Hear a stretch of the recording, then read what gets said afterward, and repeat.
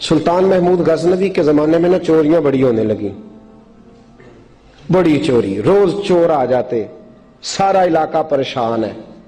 چور تھے 4، جس گھر میں بھی آتے پیروں کے نشان ملتے 4 لوگوں کے، 4 چور ہیں پکڑے، بڑی دوڑ لگی، پولیس فوج، چور نہیں پکڑے جاتے۔ سلطان محمود غزنوی کہنے لگے تم سے نہیں پکڑے جائیں گے، میں ہی پکڑوں گا۔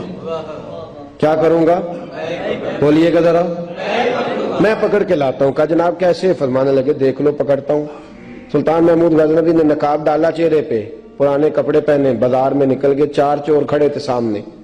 سلطان کو دیکھا تو دوڑنے لگے۔ آپ فرمانے لگے دوڑو نا، انا باشر مثلکم، میں بھی تمہارے جیسا ہی ہوں، میں بھی لباس آدمی پہنا جہان آدمی سمجھا۔ وہ مزمل بن کے آئے تھے، تجلا بن کے نکلیں گے۔ لباس آدمی پہنا جہان آدمی سمجھا، مزمل بن کے آئے تھے، تجلا نہ حلیم بھید کھلا ہے یہ، نہ مقام چونو چرا ہے یہ، تو خدا سے پوچھ وہ کون تھے تیری عظمتیں جو بڑھا گئے۔ سلطان کہنے لگے نا باشر مثلکم، نہ ڈرو میں تمہاری طرح کا ہی ہوں۔ ان بیوقوفوں نے سمجھا شاید چور ہے، کہا نا میں تمہاری طرح کا ہوں۔ انہوں نے کیا سمجھا؟ شاید لباس آدمی پہنا جہان آدمی، شاید چور ہے۔ انہوں نے کہا چلو جی طاق اداد ہو گئے، پہلے 4 تھے اب بیٹھ گئے، بات چیت ہونے لگی۔ سلطان کہنے لگے یار چور ہو تم بھی، چوریاں کرتے ہو، تو کتنی چوریاں آج تک کر لی ہیں؟ کہنے لگے بڑی کی ہیں یار، لیکن کوئی نہیں، تھوڑے سے پیسے ہوتے ہیں 2-4 دن میں ختم ہو جاتے ہیں۔ سلطان کہنے لگا چلو یہ تو بتاؤ کہ کوالٹی بھی ہے تمہارے اندر؟ ایک شخص کہنے لگا جی میرے اندر کوالٹی ہے، جانور بولے تو اس کی بولی سن کے بتا دیتا ہوں کہ یہ کیا کہہ رہا۔ دوسرے سے پوچھا تو بھائی؟ کہنے لگا جی میرے اندر کوالٹی ہے کہ جتنی مرضی اونچی دیوار ہو، رستہ کوئی نہ ہو، میرا کام ہے چڑھ جانا۔ تیسرے سے پوچھا تو بتا؟ کہنے لگا میری خوبی یہ ہے کہ میں سونگ کے بتا دیتا ہوں پیسے کہاں رکھے ہوئے ہیں۔ سلطان مسکرا کے کہنے لگے ساری چوروں والی کوالٹیاں ہیں، پکے چور، چوروں والی کوالٹی ہیں ساری تمہارے اندر۔ خیر چوتھے سے پوچھا تو بتا، تو بتا؟ کہنے لگا جی میری کوالٹی یہ ہے کہ جس کو رات کے اندھیرے میں نقاب میں دیکھ لوں، سویرے پہچان لیتا ہوں بندہ کون تھا۔ چھپا ہوا دیکھوں گا پر سویرے مجھے اندھیرا ہوگا، نقاب ہوگا، پر میں سویرے پہچان لوں گا۔ سلطان سے کہنے لگے ہم نے تو بتا دی، آپ بھی بتائیں۔ تو سلطان محمود کہنے لگے میری کوالٹی یہ ہے کہ بندہ پھانسی لگنے لگے، میں داڑھی ہلاؤں تو پھانسی سے اتر جائے گا۔ پھانسی لگنے لگے، میرا کام ہے داڑھی ہلانا اور بندہ پھانسی سے فارغ۔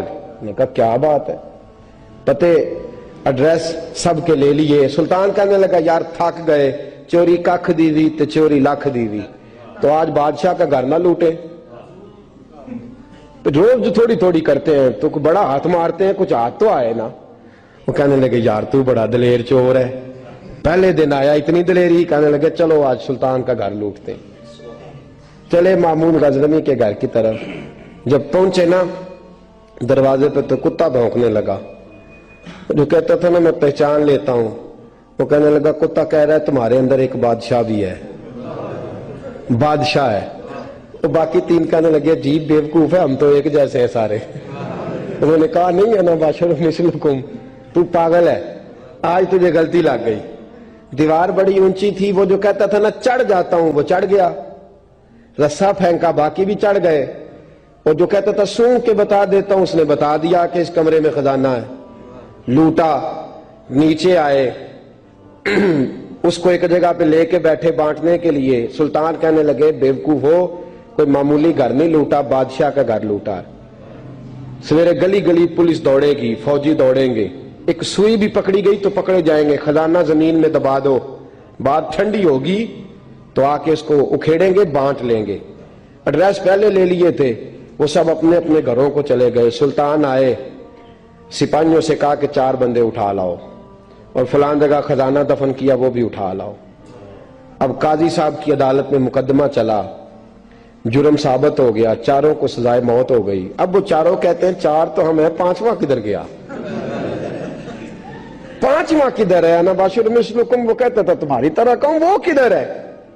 جس دن پھانسی لگنی تھی نا توجہ ہے آپ کی؟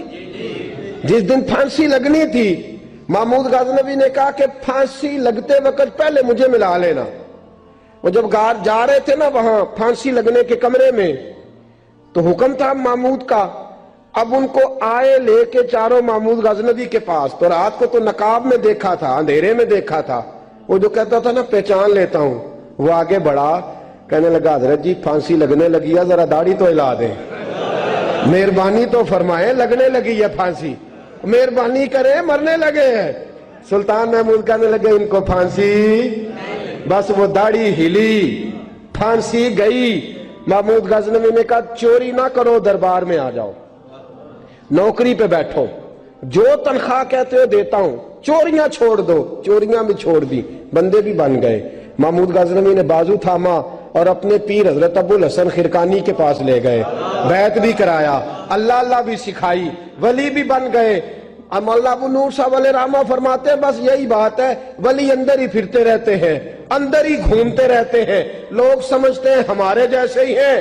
بس تعلق ٹھیک رکھنا, قیامت میں پھانسی لگنے لگے گی, ان کی داڑھی ہلے گی, اللہ نجات عطا فرما دے گا. فضل بریلوی رحمت اللہ تعالی علیہ ہمیں سبق دیتے ہیں, فرماتے ہیں دشمن احمد پہ شدت کیجئے, دشمن احمد پہ اشداء علی الکفار, دشمن احمد پہ ہلکی پھلکی ان کے ساتھ نفرت نہیں.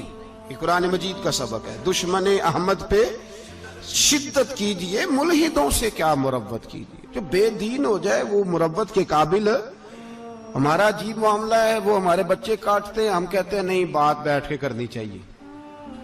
وہ ہمارے ٹکڑے کر رہا ہے, خون پی رہا ہے, ہم کہتے ہیں نہیں ٹیبل ٹاک کرنی چاہیے, ہم نے بات کی ہے, سفیر کو بلایا تھا. یہ کس قسم کی گفتگو ہے بھائی؟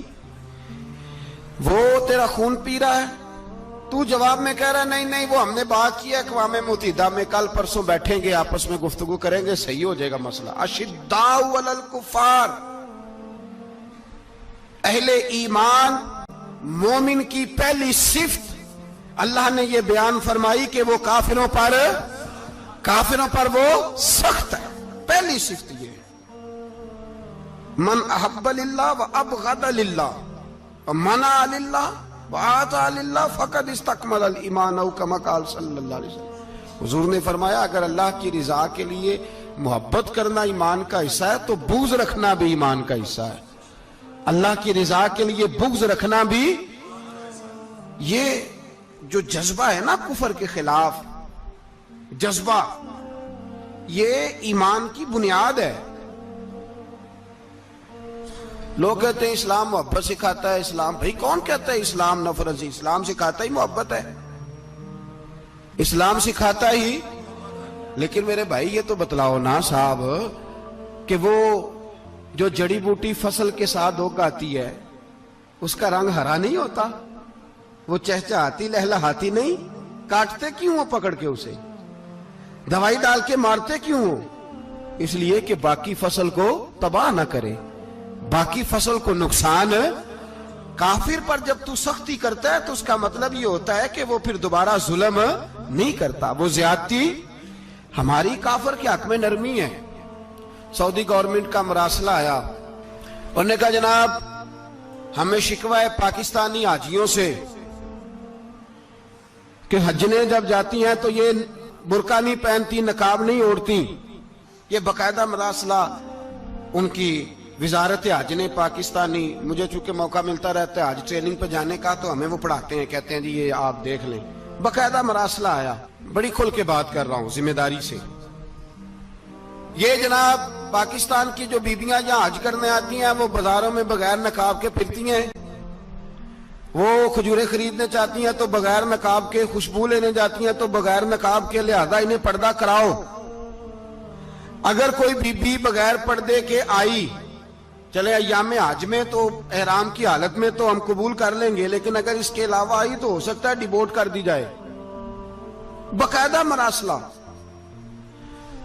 عام غریب ملک کی, پاکستان کی, انڈونیشیا کی, سوڈان کی بی بی بغیر پردے کے نہیں جا سکتی, پر ٹرمپ کی بی بی بغیر پردے کے سعودی عرب جا سکتی ہے.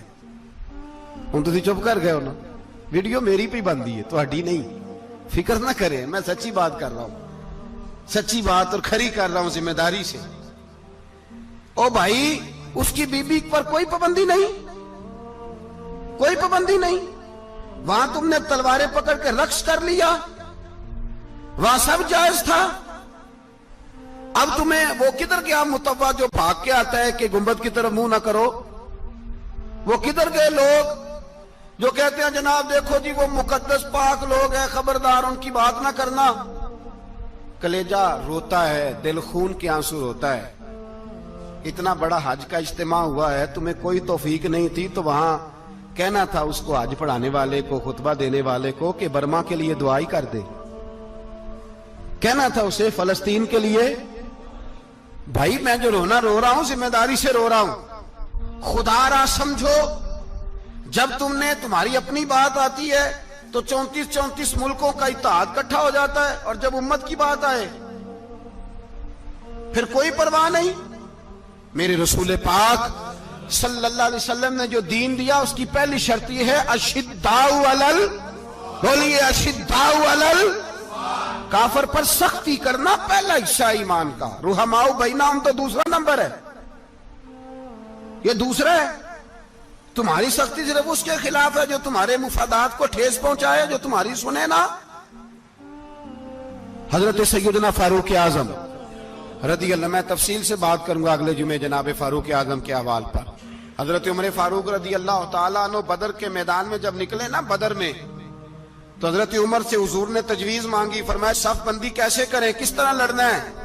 جناب عمر فاروق رضی اللہ تعالیٰ عنہ کہنے لگے حضور یہ جتنے آئے ہیں نا کافر لڑنے, یہ کسی کا کوئی چاچا لگتا ہے, کسی کا کوئی ماموں لگتا ہے, کسی کا بھائی ہے, کسی کا بیٹا ہے, تو محبوبہ صف بندی کی کیا ضرورت ہے؟ جو میرے رشتہ دار ہے میرے حوالے کریں, میں گردنیں کاٹ کے آپ کو دیتا ہوں. جو ابو بکر کے رشتہ دار ہے وہ ابو بکر کے حوالے کریں, وہ گردن کاٹ کے دے. جو علی کا کچھ لگتا ہے وہ علی کے حوالے کریں. ہم دنیا کو بتائیں گے کہ اشداء علل کفار, اشداء علل, اس کے لیے ہمارے پاس سختی ہے, کوئی نرمی. وہ ہمارا سگا بھی ہو تو اس کے حق میں کوئی نرمی. حضرت عمر نے اپنے سگے ماموں کی گردن کاٹی بدر کے دن, سگے ماموں کی. حضرت ابو عبیدہ بن جراح, سنو اسلام امن کا درس دیتا ہے, محبت کا درس دیتا ہے. بھائی اسلام ہی تو امن کا درس دیتا ہے, پر جڑی بوٹی کاٹنا بدامنی نہیں ہوتا. ظالم کا ہاتھ پکڑنا بدامنی, اور امن والے اور ہوتے ہیں بزدل, ان دونوں میں فرق ہوتا ہے. امن والا بننے کا کہا گیا ہے, بزدل بننے کا کہا. میرے نبی پاک نے جو بدر میں تلوار اٹھائی تھی, زرہ پہنی تھی, حضور علیہ الصلوۃ والسلام نے لوہے کی جیکٹ پہنی تھی, تو وہ بھی میرے رسول پاک نے امن کے لیے ہی پہنی تھی. میرے نبی پاک صلی اللہ علیہ وسلم نے احد کے دن جو ہتھیار اٹھائے تھے تو وہ بھی امن کے لیے اٹھائے تھے, وہ بھی امن کے لیے حضور نے ہتھیار اٹھایا تھا. ہتھیار اٹھانا بدامنی کی علامت نہیں ہوتا میرے بھائی, یاد رکھ. حضرت ابو عبیدہ بن جراح نے میدان بدر کے اندر جب جنگ کا طبل بجا, حالات بگڑے, جناب ابو عبیدہ بن جراح کہتے ہیں تاریخ نے ایک عجیب موڑ پہ مجھے لا کے کھڑا کیا. آپ فرماتے ہیں میرے لیے اللہ نے جو آزمائش رکھی وہ سب سے بڑی رکھی. فرمانے لگے جب میں میدان میں نکلا تو کافروں نے میرے سامنے جس کو لا کے کھڑا کیا وہ میرا سگا باپ تھا. اور فرماتے ہیں اب مشکل بن گئی. عشق تیاگ دوویں ایک برابر, تے عشق دا سیک ودھیرا, اگ تے ساڑے ککھ تے کانے, تے عشق ساڑے تن میرا, تے اگ دا دارو می تے پانی, کوئی دسے ہیں عشق دا دارو کیڑا. بلے شاہ تھے کچھ بھی نہیں بچدا جتھے عشق ہوران دا ڈیرا. فرمانے لگے اب میرے لیے سامنے باپ, ادھر بیٹا. آپ فرماتے ہیں دو رستے تھے, باپ بچاؤں یا رسول اللہ کا دین بچاؤں. ایک منٹ تھا فیصلہ کرنے کے لیے کہ ابا بچے گا یا دین بچے گا, کفر بچے گا یا اسلام بچے گا. فرماتے ہیں میں نے منٹ پورا نہیں سوچا, میں نے تلوار اٹھائی, باپ کی گردن کاٹ کے گرائی اور رسول اللہ کا دین بچا لیا. باپ کی گردن کٹ کے گری اور نبی پاک کا دین بچ گیا, بچا لیا رسول اللہ کا دین. حضرت عمر نے ماموں کو مارا. حضرت مصعب ابن عمیر کہتے ہیں تاریخ مجھے بھی لا کے کھڑا کرتی ہے بدر کے میدان میں, تو کفر کا لبادہ اوڑھ کے جب سامنے آیا تو وہ میرا سگا بھائی تھا. سگا بھائی. ہزاروں قومیں وجود میں آئیں, दहर में खुश्क तर के रिश्ते से, पर हमने बुनियाद दोस्ती रखी याद खैरुल बशर के रिश्ते से। सगा भाई कुफर का नुमाइंदा बन के सामने खड़ा हुआ। मुझे इकट्ठे खेलना भी याद था, मुझे एक बर्तन में रोटी खाना भी याद था, एक माँ से लोरियां सुनना भी याद था। फरमाते हैं ये सारा कुछ याद था, पर इस्लाम के हक में दिया हुआ खुतबा जो मोहम्मद अरबी ने दिया था वो भी मुझे याद था। मुझे रसूलुल्लाह की बताई हुई बातें भी, फरमाते हैं मैं सारा कुछ भूल गया, पर मुझे अपने रसूल का पढ़ाया हुआ सबक नहीं भूला, वो मुझे याद रहा। मैंने फिर सगे भाई की गर्दन काटी और मैंने वो गर्दन काट के हुजूर के पास पेश की और मैंने दुनिया को बताया कि हमारे लिए असल वो है जो हमारे रसूल हमें हुक्म इरशाद फरमाते हैं। ये रिश्ते हमारे लिए असल हमारे जी अच्छे तल्लुकात हैं। कौन से अच्छे तल्लुकात, कौन से अच्छे तल्लुकात? मेरा एक दोस्त मुझे कहने लगा अमेरिका तो प्यार ही बड़ा करता है हमसे। मैंने कहा बिल्कुल, कसाई भी बड़ा प्यार करता है बकरे से, बड़ा प्यार होता है। आप जो कुर्बानी के बकरे लाए थे आपको प्यार नहीं था? ज़िबा करने से पहले उसको पानी भी पिलाया, चारा भी खिलाया, गुस्ल भी कराया, पर आखिर में क्या किया? बोले ना जी, ये वाला प्यार करता है अमेरिका आपसे, देता है कभी कभी पैसे, कोई शक नहीं इसमें। वो कहता है वहां जलजला आया है तो इतने लाख डॉलर देता हूं, फलां आया, लेकिन वो वाला प्यार जो कसाई बकरे से करता है, कहता है जब मौका आएगा तो मैं छुरी भी फेरूंगा और अपने वक्त पे आके वो, ये मेरी मिसाल याद रख लेना, अमेरिका का पाकिस्तान से और मुसलमान से वो वाला प्यार है जो बकरे का कसाई से और कसाई का बकरे से होता है। वो चारा डालता है, मोटा करके ज़िबा करता है, पतला ज़िबा करने में उसे लज्जत नहीं आती। ओ भाई याद रखो, हजरत अबू बकर सिद्दीक रदी अल्लाह ताला अन्हु, अरब के लोग जब जंग करते थे तो एक हाथ में ढाल पकड़ते थे, एक हाथ में तलवार पकड़ते थे, लोहे की ढाल। जब दुश्मन हमला करता था तो ढाल आगे करते थे, वो कई दफा टकरा के ढाल से तलवार गिर जाती थी। हजरत अबू बकर सिद्दीक मैदान में निकले, बेटा काफिरों की तरफ से लड़ने आया है, सगा बेटा, और मेरे मुस्तफा करीम ने फरमाया औलाद बुज़दिल कर देती आदमी को, पर जब ईमान पुख्ता हो तो फिर सहाबा ने इस बुज़दिली की भी परवाह नहीं की। सगा बेटा काफिर की जानिब से आया, हजरत अबू बकर सिद्दीक ने तलवार से हमला किया, बेटे ने ढाल आगे की। जब साहबजादे ने ढाल आगे की ना तो हजरत अबू बकर की तलवार लोहे की ढाल से टकराई, तलवार गिर गई।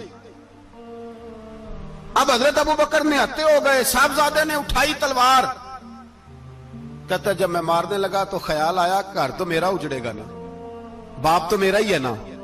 साहबजादे कहते हैं मैं अबू बकर सिद्दीक को छोड़ के चला गया, बाद में मुसलमान हो गए, कलमा पढ़ लिया। एक दिन घर में बैठे थे तो बात शुरू हो गई, साहबजादे कहने लगे अब्बा जी वो याद है ना जब मेरी ढाल से आपकी तलवार टकराई थी और तलवार गिर गई थी तो मैंने आपको बाप समझ के छोड़ दिया, मेरा ही घर उजड़ना था बाप समझ के। जनाब सिद्दीक अकबर रदी अल्लाह ताला अन्हु साहिब इब्ने शाम ने लिखा है कि अपनी सुरीन पर 2 दफा हाथ मारा, 2 दफा।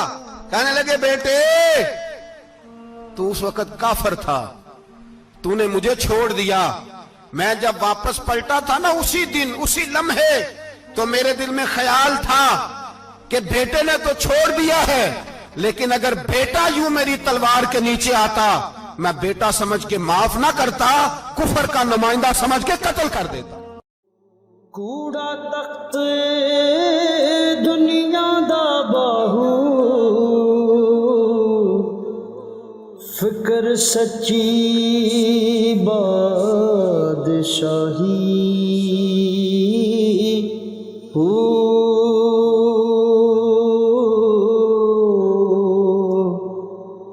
जिस दिल से